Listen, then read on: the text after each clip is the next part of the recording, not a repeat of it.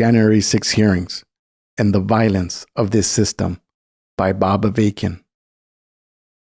The January 6 hearings into the attempted coup by Trump in the aftermath of the 2020 election are important, and it is important that Trump and his co-conspirators be held fully accountable, including legally, for this attempted coup.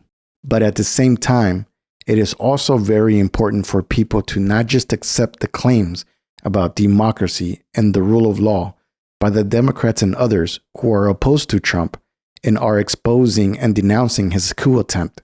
Very important that people finally come to recognize what this democracy is actually based on. In other writings and speeches, I have gone into this in greater depth.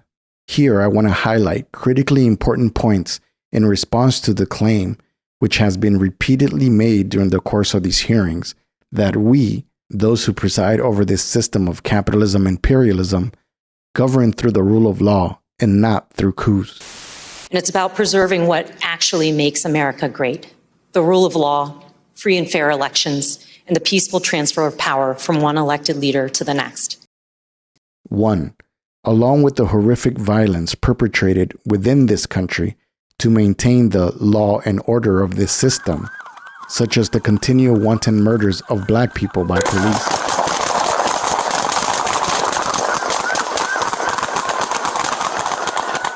the truth is that the ruling class of this country, through the CIA and other intelligence services, as well as the military, has constantly carried out coups, invasions, and other violent actions all over the world. And without this, their up to now peaceful transfer of power within this country would have been impossible.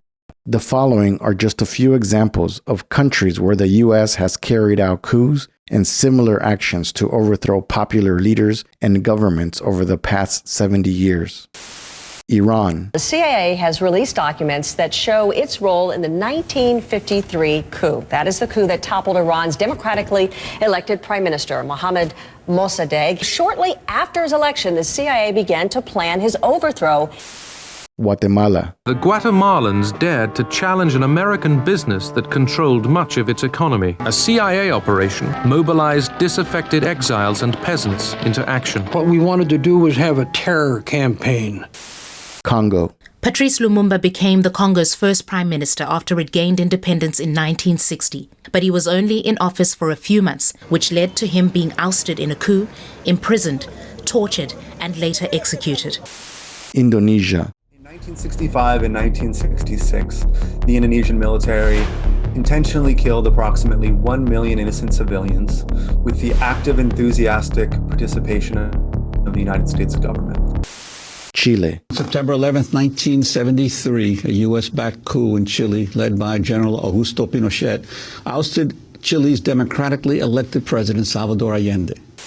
Honduras. The fact that Honduras was a democracy didn't stop then Secretary of State Clinton backing regime change even there. Back in 2009, she threw her support behind the coup that ousted democratically elected Honduran President Manuel Zelaya.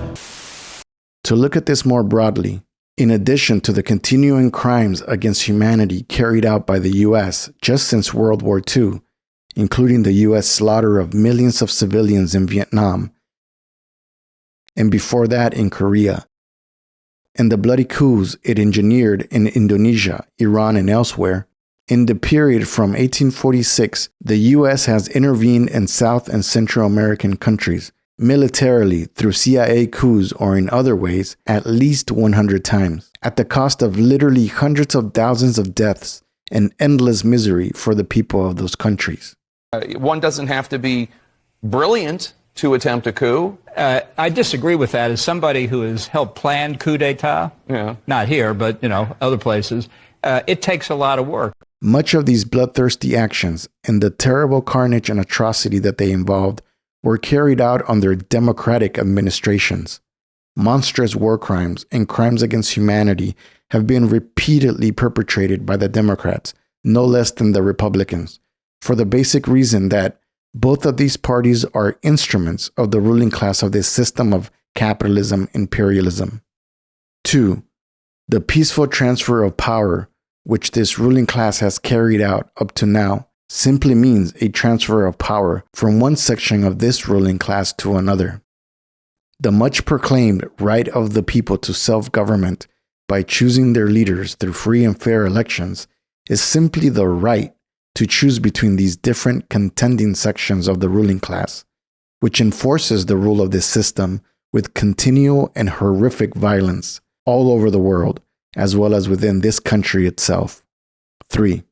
As shown by these January 6 hearings, and in many other ways, including the recent decision by the fascist majority in the Supreme Court to overturn Roe v. Wade, this ruling class and the society overall is so sharply and deeply divided that the ruling class cannot continue to rule as a unified force in the way that has held this country together under the rule of this system for generations since the end of the Civil War in the 1860s. These divisions and the conflicts they continually give rise to represent a potential weakening of the hold of this system over masses of people. They provide a rare opportunity for masses of people, in their millions and millions, to be shaken awake to recognize the real nature of this system and the violent means through which it has always maintained its rule, and to rise up not just to resist its continuing and heightening atrocities, but to finally overthrow this system and replace it with a radically different system, one not based on vicious exploitation and murderous oppression here and throughout the world, but based instead on emancipating relations among people.